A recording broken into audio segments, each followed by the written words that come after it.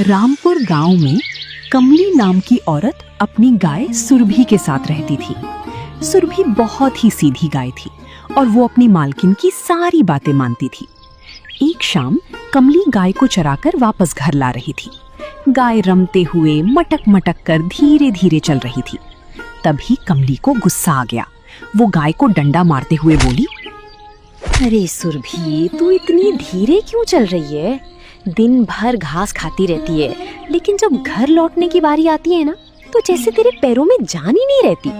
देख, मैं तुझे भर पेट चारा देती हूँ, तेरी सेवा करती हूँ, लेकिन तू है कि मेरा कोई काम जल्दी नहीं होने देती। अगर ऐसे ही चलेगा ना, तो मेरे सारे काम अधूरे रह जाएंगे। चल जल्दी जल्दी कदम बढ़ा, नहीं तो आज फिर डंडा पड़ेगा। हे भगवान, मैं तो बस थक गई हूँ। पूरे दिन खेतों में घूमती हूँ, घास चरती हूँ, लेकिन मेरी मालकिन को बस जल्दी चाहिए। क्या उसे मेरी थकान नहीं दिखती? क्या मैं सिर्फ दूध देने की मशीन हूँ? ले, यहाँ बंद जाब। और सुन, ज्यादा नखरे मत दिखाना। अभी मुझे घर के बाकी काम भी करने हैं और उसके बाद तेरा दूध भी निकालना है। अगर आज दूध कम निकला ना, तो याद रख, मैं तुझे छोड़ने वाली नहीं हूँ। जितना खाती है ना, उतना देना भी सीख। हे प्रभु, ये कैसी जिंदगी दी है आपने। मैं दिन भर मेहनत करती हूँ, फिर भी मुझे प्यार नहीं मिलता। बस डंडा, डांट और दर्द मिलता है। मेरी मालकिन को मेरे दर्द से कोई मतलब नहीं, उसे बस दूध चाहिए। अगर यही चलता रहा तो एक दिन मैं टूट जाऊंगी। कृपा करो प्रभु, मेरी रक्षा करो। सुन सुरभि, पड़ोस वाली गाय देखी है तूने? वो रोज 10 लीटर दूध देती है और तू बस थोड़ा सा। मैं तुझे इतना अच्छा चारा खिलाती हूँ, फिर भी तेरी हालत देखो। अब से मुझे कम से कम 20 लीटर दूध चाहिए, समझी? नहीं तो मैं तुझे बेच दूंगी। मुझे नुकसान उठाने की आदत नहीं है। मैं पूरी कोशिश करती हूँ, लेकिन मेरी भी एक सीमा है। मैं कोई मशीन नहीं हूँ। मैं भी थकती हूँ, मुझे भी दर्द होता है, लेकिन कोई समझने वाला ही नहीं है। कमली अब सुरभि से बैलों का काम भी करवाने लगती है। अब सिर्फ दूध देने से काम नहीं चलेगा। खेत में हल भी तू ही चलाएगी और पानी के घड़े भी खींचेगी। जितना खाती है ना, उतना काम भी करना पड़ेगा। हे भगवान, ये क्या दिन आ गए हैं। मैं तो एक गाय हूँ, लेकिन मुझसे बैलों जैसा काम करवाया जा रहा है। मेरी ताकत जवाब दे रही है, शरीर टूट रहा है, फिर भी मुझे आराम नहीं मिलता। क्या मेरी जिंदगी बस दुख सहने के लिए ही बनी है? तभी कुछ गांव वाले ये सब देख रहे थे। कमली, तू गलत कर रही है। गाय कोई मशीन नहीं होती कि उससे हर काम ले लिया जाए। उसे भी आराम चाहिए, प्यार चाहिए।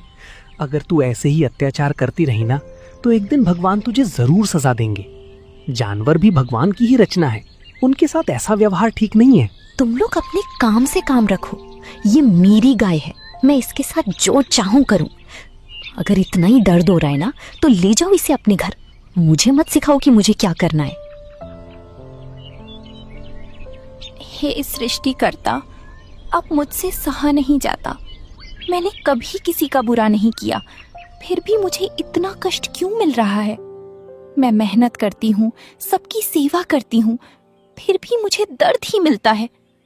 अगर मेरी कोई सुन रहा है तो मुझे इस दुख से मुक्त कर दो, मुझे इस जीवन से बचा लो।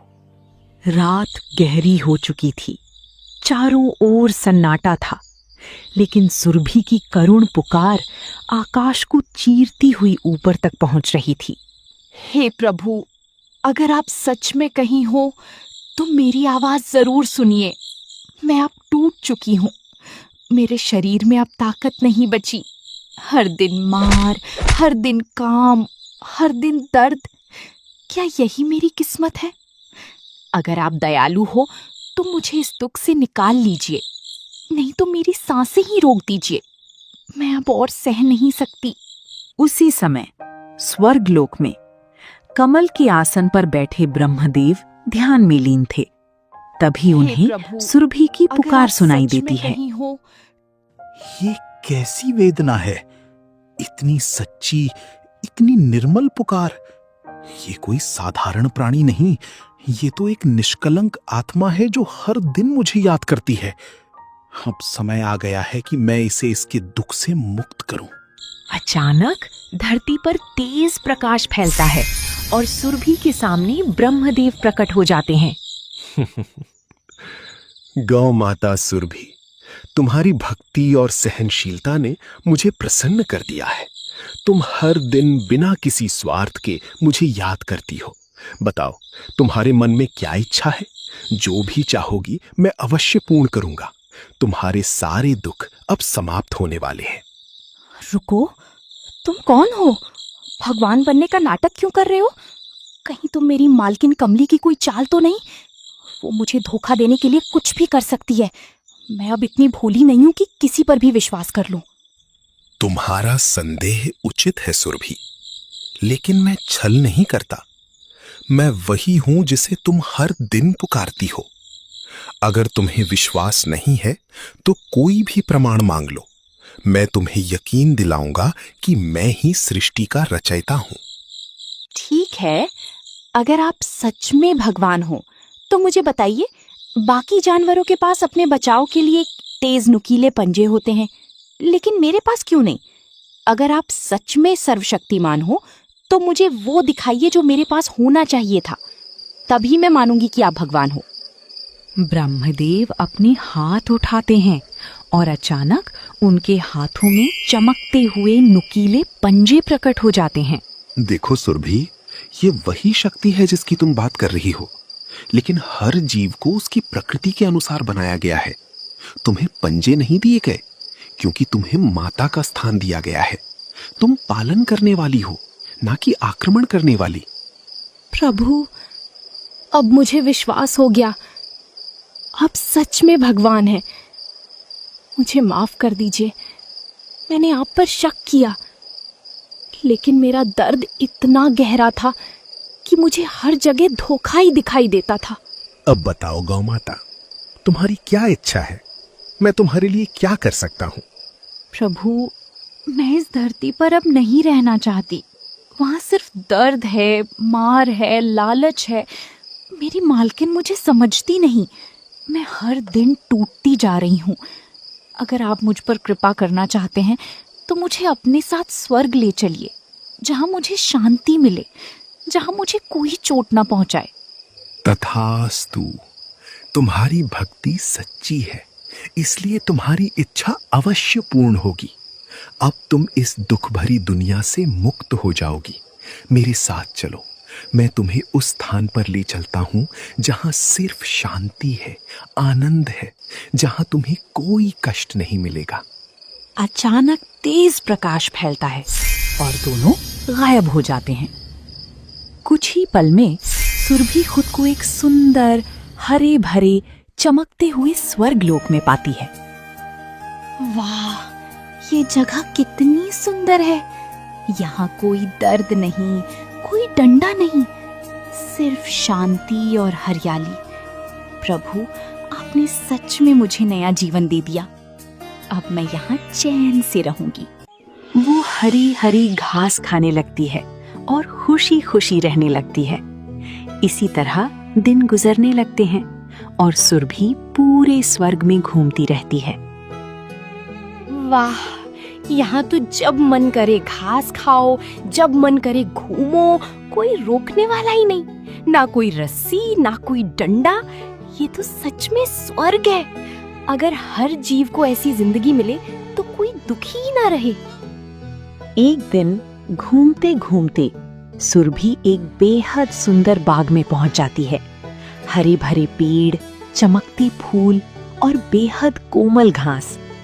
अरे वाह, ये तो सबसे सुंदर जगह है। इतनी मुलायम और ताजी घास मैंने पहले कभी नहीं देखी। बस थोड़ा सा खा लेती हूँ, क्या फर्क पड़ेगा? आखिर स्वर्ग में सबके लिए ही तो है। वो घास खाना शुरू कर देती है। तभी वहां एक पहरेदार आ जाता है। अरे ओ गाय, तू यहाँ क्या कर रही है? क्या तुझे पता नहीं कि ये देवराज इंद्र का निजी बाग है? यहाँ बिना अनुमति कोई भी प्रवेश नहीं कर सकता।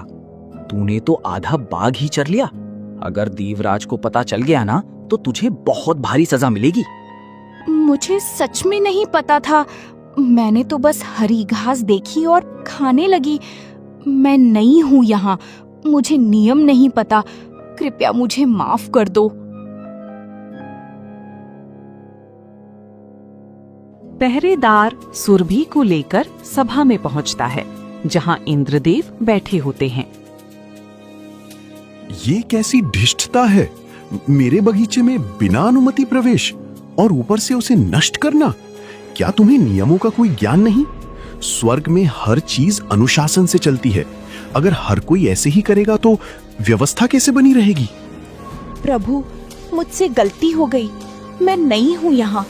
मुझे सच में नहीं पता था कि ये आपका बाग है। मैं कोई नुकसान पहुँचाना नहीं चाहती थी, बस भूख लगी थी। कृपया मुझे एक मौका दे दीजिए। नहीं हो तो फिर बताओ, तुम्हें यहाँ किसने भेजा? स्वर्ग में बिना अनुमति कोई नहीं आ सकता। सच सच बताओ, वरना परिणाम बहुत गंभीर होंगे। मुझे यहाँ स्वयं सृष्टिकर्ता लेकर आए हैं। मैं धरती से आई हूँ और मुझे यहाँ रहने की अनुमति दी गई है। मैं झूठ नहीं बोल रही, मैं सिर्फ सच कह रही हूँ। ये गाय कह रही है कि इसे खुद ब्रह्मदेव यहाँ लाए हैं। अरे ऐसा कैसे हो सकता है? ये जरूर कोई कहानी बना रही है अपनी गलती छुपाने के लिए। गाय, तुम अपनी गलती छुपाने के लिए ब्रह्मदेव का नाम ले रही हो? ये बहुत बड़ा अपराध है। अब तुम्हें इसकी सजा जरूर मिलेगी, ताकि आगे कोई भी नियम तोड़ने की हिम्मत न करे। हे प्रभु, अब मेरी रक्षा कौन करेगा? मैंने सच कहा, फिर भी कोई विश्वास नहीं कर रहा। क्या हर जगह सच बोलने वाले को सजा मिलती है? अगर आप सच में मेरी पुकार सुनते हो तो एक बार फिर मेरी रक्षा कर लो। मैं निर्दोष हूँ, मुझे बचा लो। तभी अचानक तेज प्रकाश फैलता है, पूरा स्वर्ग चमक उठता है और वहां प्रकट होते हैं ब्रह्मदेव। देवराज इंद्र, अपने क्रोध को तुरंत शांत करो। ये गाय कोई साधारण जीव नहीं है, ये मेरी शरण में आई हुई गौ माता है। इसे मैंने स्वयं धरती के दुखों से मुक्त करके यहां स्थान दिया है। इसकी भक्ति सच्ची है, इसका मन निर्मल है। इसे दंड देना अन्याय होगा। प्रभु, मुझे क्षमा करें, मुझसे बड़ी भूल हो गई। मैंने बिना पूरी सच्चाई जाने इस गौमाता को दोषी समझ लिया। मेरे मन में संदेह आ गया था और उसी संदेह में मैं न्याय करना भूल गया। मैं आपसे और गौमाता से क्षमा मांगता हूं। आगे से ऐसी भूल कभी नहीं होगी। प्रभु, आपने फिर से मेरी रक्षा की। मैं तो डर गई थी कि यहाँ भी मुझे सजा मिलेगी। मैंने तो सच ही कहा था, लेकिन कोई विश्वास नहीं कर रहा था। अब मुझे समझ आ गया कि जब तक आपकी कृपा है तब तक मुझे कोई नुकसान नहीं पहुंचा सकता। सुरभि, तुम्हारी रक्षा करना मेरा कर्तव्य है, लेकिन हर लोक के अपने नियम होते हैं। ये बाग इंद्रदेव का है और यहाँ बिना अनुमति आना उचित नहीं था। तुम्हें भी नियमों का पालन करना सीखना होगा, तभी तुम्हें सच्ची शांति मिलेगी। आप सही कह रहे हैं प्रभु, मुझसे गलती हुई। आगे से मैं हमेशा नियमों का पालन करूंगी। सुरभि अब नियमों का पालन करती है, लेकिन धीरे धीरे उसे अकेलापन महसूस होने लगता है। स्वर्ग तो बहुत सुंदर है, लेकिन यहाँ कोई अपना नहीं है। ना कोई दोस्त, ना कोई साथी। मैं पूरे दिन घूमती हूँ, घास खाती हूँ, लेकिन दिल खाली खाली सा लगता है। काश मेरे अपने यहाँ होते तो मैं ये खुशी उनके साथ बांट पाती। एक दिन ब्रह्मदेव फिर से प्रकट होते हैं। क्या बात है गौ माता, तुम उदास क्यों हो? क्या तुम्हें यहाँ कोई कष्ट है? अगर तुम्हारे मन में कोई इच्छा है तो निसंकोच कहो, मैं उसे पूरा करने का प्रयास करूंगा। प्रभु, यहाँ सब कुछ है, लेकिन मेरे अपने नहीं हैं। मुझे अपने दोस्तों की बहुत याद आती है। अगर आप अनुमति दें तो क्या उन्हें भी यहाँ ला सकते हैं, ताकि मैं अकेली ना रहूं? तुम्हारी इच्छा भी पूरी होगी गौ माता। सच्ची भक्ति का फल हमेशा मिलता है। अब देखो, अचानक प्रकाश होता है और धरती से सुरभि की बाकी गाय दोस्त स्वर्ग में प्रकट हो जाती हैं। अरे सुरभि, तू यहाँ है? ये जगह कितनी सुंदर है। हाँ, अब हम सब साथ हैं। अब मुझे कभी अकेलापन महसूस नहीं होगा। ये जगह अब सच में स्वर्ग लगने लगी है। यहाँ तो कोई हमें रोकने वाला ही नहीं। न दूध निकालने की चिंता, न डंडे का डर। बस खाओ, घूमो और मजे करो। सच में अब लग रहा है कि हमारी जिंदगी बदल गई। अब ना दर्द है ना डर, बस खुशी ही खुशी है। अब स्वर्ग में सुरभि और उसकी सभी दोस्त गायें खूब मस्ती करने लगी। दिन भर घूमना, घास खाना और फिर जोर जोर से रंभाते हुए गाना गाना। अरे सुरभि, यहाँ तो जिंदगी ही बदल गई है। ना कोई हमें डांटता है, ना कोई काम करवाता है। चलो आज खुलकर गाते हैं। इतना गाएंगे कि पूरा स्वर्ग गूंज उठेगा। अब तो हमें कोई रोकने वाला भी नहीं है। आज तो मजा ही आ जाएगा। हाँ, आज तो दिल खोल कर गाते हैं। अब न कोई डर है न कोई बंधन। हम पूरी आजादी से जी सकते हैं। उसी समय स्वर्ग के एक शांत कोने में ब्रह्मदेव ध्यान में लीन थे, लेकिन गायों का शोर उनकी साधना में बाधा डालने लगता है। ये कैसी आवाज है? स्वर्ग में इतनी अशांति, ये तो नियमों के विरुद्ध है। यहाँ हर प्राणी को शांति बनाए रखनी होती है। अगर ऐसा ही चलता रहा तो स्वर्ग का संतुलन बिगड़ जाएगा। मुझे तुरंत देखना होगा। ब्रह्मदेव तुरंत गायों के पास प्रकट होते हैं। गौ माताओं, ये तुम सब क्या कर रही हो? स्वर्ग कोई मेला नहीं है जहाँ तुम इतना शोर मचाओ। यहाँ शांति और संतुलन बनाए रखना सबसे जरूरी है। अगर तुम सब इसी तरह शोर करती रहीं तो यहाँ की व्यवस्था बिगड़ जाएगी। इसलिए तुरंत ये सब बंद करो। प्रभु, हमने क्या गलत किया? हम तो बस खुश थे, अपनी खुशी जाहिर कर रहे थे। धरती पर हमें बोलने की आजादी नहीं थी। यहाँ भी अगर हमें चुप रहना पड़े तो फिर फर्क ही क्या रह गया? अगर खुशी में भी आवाज उठाना गलत है तो फिर ऐसी जिंदगी का क्या मतलब? सुरभि, तुम्हारी बात समझ में आती है, लेकिन हर स्थान के अपने नियम होते हैं। स्वर्ग में अनुशासन सबसे ऊपर है। अगर तुम इन नियमों का पालन नहीं कर सकती तो तुम्हें यहाँ रहने का अधिकार भी नहीं है। शांति बनाए रखना आवश्यक है, और अगर ये तुम्हें स्वीकार नहीं तो तुम्हें वापस जाना होगा। अगर यहाँ रहकर मुझे अपनी आवाज दबानी पड़े तो मैं यहाँ नहीं रहना चाहती। मैं धरती पर वापस जाना चाहती हूँ। वहाँ कम से कम मैं खुलकर जी तो सकती हूँ। चाहे दुख हो, लेकिन अपनी आजादी तो होगी। ठीक है, जैसा तुम चाहती हो वैसा ही होगा। तेज प्रकाश फैलता है, सब कुछ धुंधला होने लगता है। अचानक धड़ाम, सुरभि की आंख खुल जाती है। वो खुद को फिर से उसी पुराने खूंटे से बंधा पाती है और सामने खड़ी होती है कमली, हाथ में डंडा लिए। अरे उठ, कब तक सोती रहेगी? काम करना है कि नहीं? चल उठ, मुझे बहुत सारे काम निपटाने हैं। और सुन, आज दूध कम हुआ ना तो देख लेना क्या हाल करती हूँ तेरा। तो ये सब एक सपना था। स्वर्ग, आजादी, दोस्त, सब कुछ।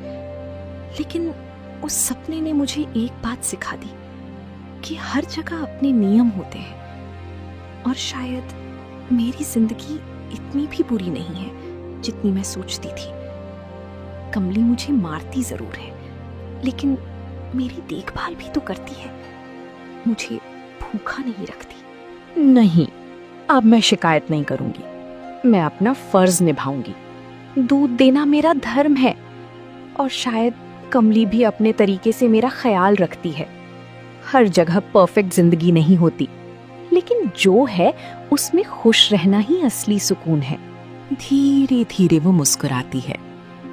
अब कमली सुरभि को चराने ले जाती है, और इस बार सुरभि अपने दोस्तों के साथ खुलकर रंभाती है। गाती है, आज मैं खुश हूँ क्योंकि अब मुझे समझ आ गया है कि सच्ची खुशी कहाँ है।